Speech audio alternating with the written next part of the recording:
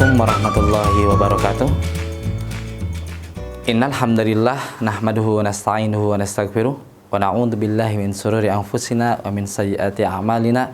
Man yahdihillahu fala mudhillalah wa man yudhlilhu fala hadiyalah. Asyhadu an la ilaha illallah wa asyhadu anna Muhammadar Rasulullah. Allahumma shalli ala sayyidina Muhammad wa ala alihi wa ashabihi wa man tabi'ahum bi ihsanin ila yaumiddin. Baik, anak-anakku yang Ustaz hormati, yang saya cintai, mudah-mudahan antum semuanya dalam keadaan sehat walafiat. Bertemu lagi dan kami di channel SMPIT Rahmaniyah Boarding School.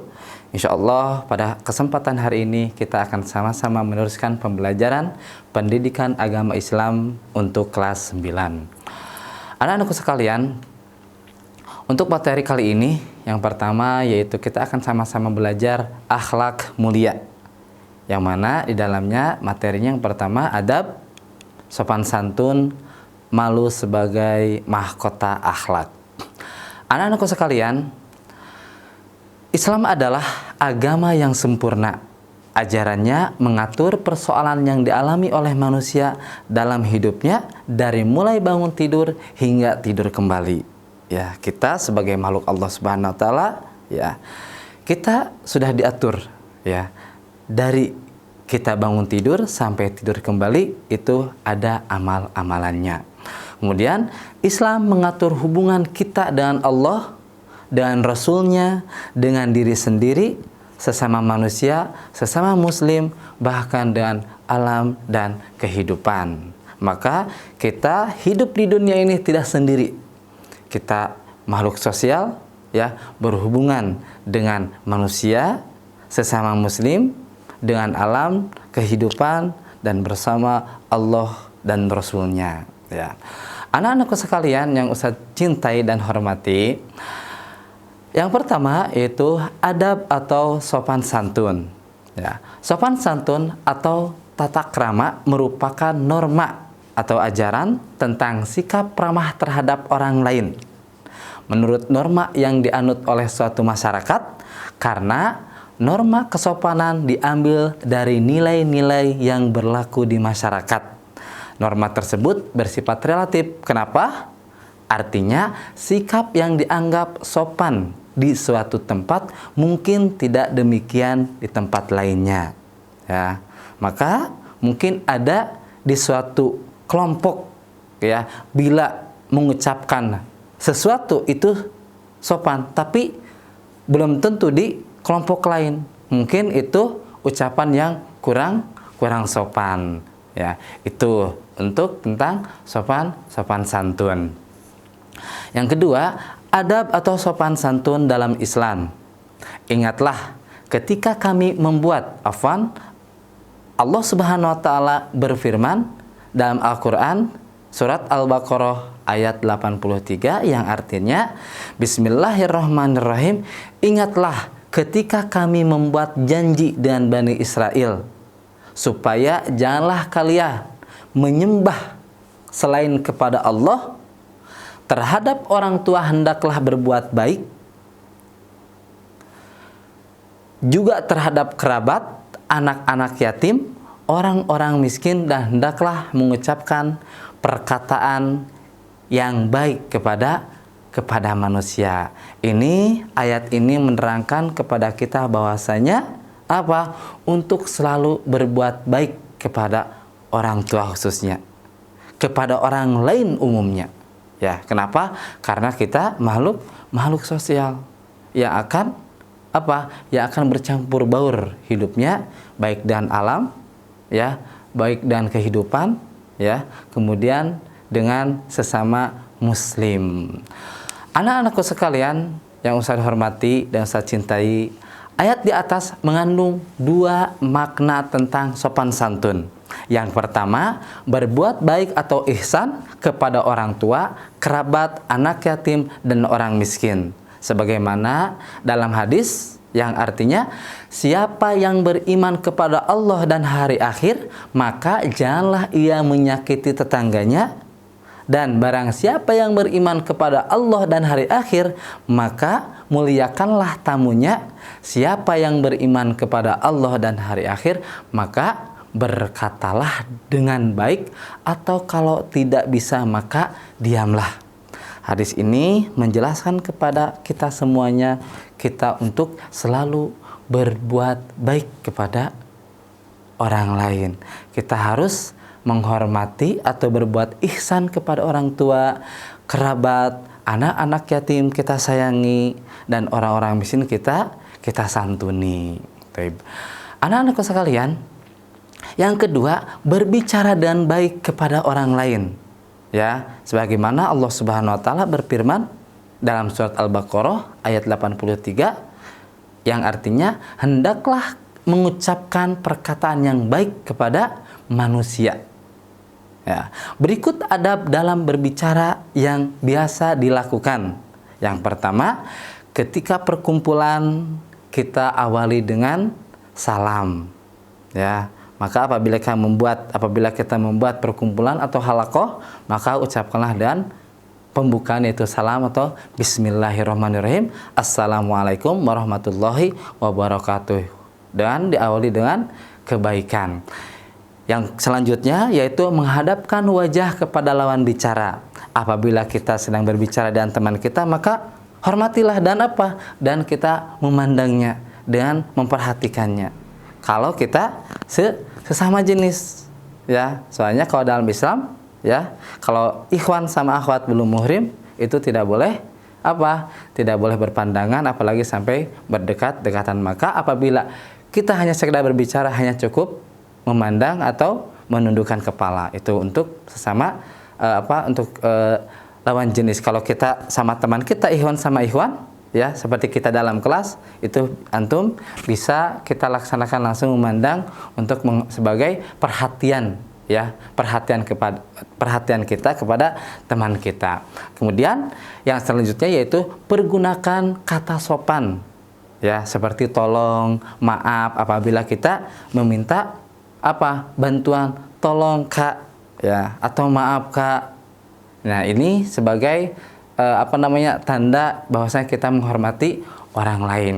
Kemudian tidak mengangkat suara, ya, kita tidak boleh mengangkat suara ketika kita ngobrol berdekatan, ya, apalagi dalam dalam pembelajaran, kita sama-sama belajar, teriak-teriak sampai terdengar kemana-mana, padahal hanya berdua belajar, cukup untuk untuk sharing saja, ya, suaranya agak, yang penting terdengar.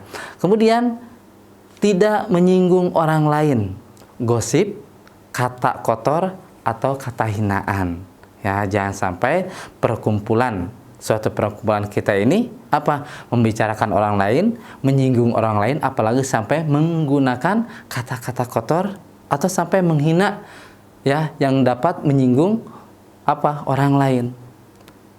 Dan selanjutnya tidak memotong pembicaraan, ya. Mungkin kalau di dalam kelas apabila guru sedang menerangkan, ya, atau mungkin sedang berbicara hal-hal yang sekiranya sangat penting, itu jangan sampai kita memotong pembicaranya. Cukup jadilah pendengar yang setia. Jika nanti terakhir ada suatu materi atau perkataan yang kurang dipahami, baru nanti terakhir, afwan Kak, afwan Ustadz, ya, atau afwan Pak, saya akan bertanya tentang perihal materi yang tadi. Nah, itu untuk memotong pembicaraan setelah selesai pembicaraan, apabila sudah selesai.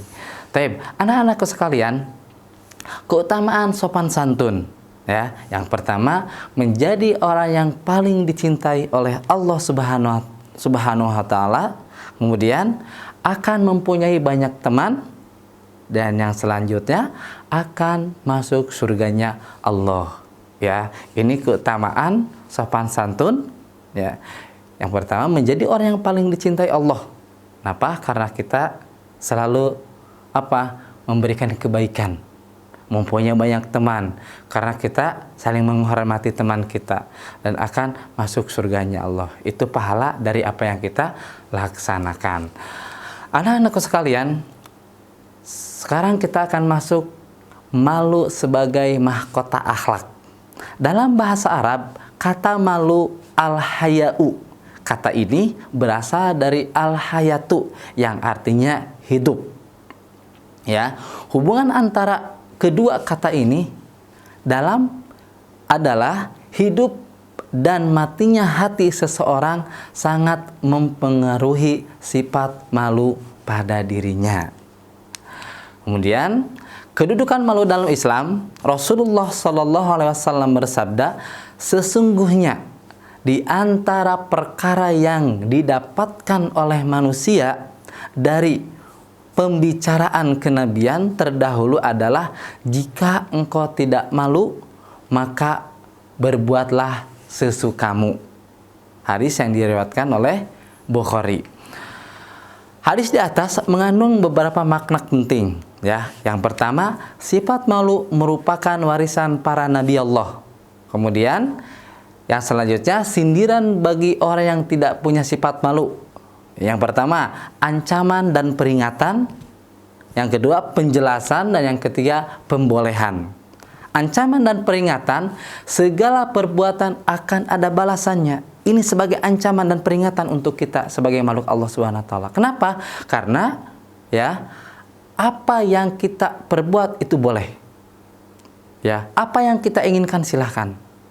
Mau baik mau buruk, tapi ingat ya, segala apa yang kita ucapkan, segala apa yang kita perbuat dan apa yang kita lakukan itu akan ada pertanggungjawabannya di hadapan Allah Subhanahu wa taala. Ya, itu sebagai ancaman dan peringatan. Yang selanjutnya, penjelasan ya. Berbuat sesukanya, sifat malu mengontrol perbuatan tersebut ya. Kita sebagai manusiawi ya, sebagai manusia yang punya sifat manusiawi pasti menginginkan sesuatu yang lebih. Maka di sini ada pengontrolnya. Ya. Maka harus ada pertimbangan. Maka yang ketiga, pembolehan. Pembolehan di sini apa? Jadi hadis yang di atas menerangkan kepada kita untuk silahkan untuk berbuat sesuka kita. Tapi ingat ya, kita harus kembalikan, dipertimbangkan.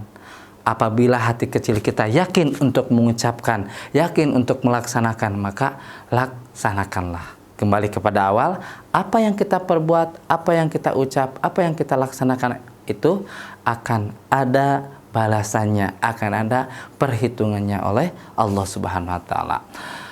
Tapi anak-anakku sekalian, yang selanjutnya ancaman bagi orang yang tidak punya sifat malu. Allah akan cabut rasa malunya karena sudah biasa berbuat hal-hal yang tercela. Na'udzubillah, na'udzubillah. Ya, na'udzubillah min dzalik.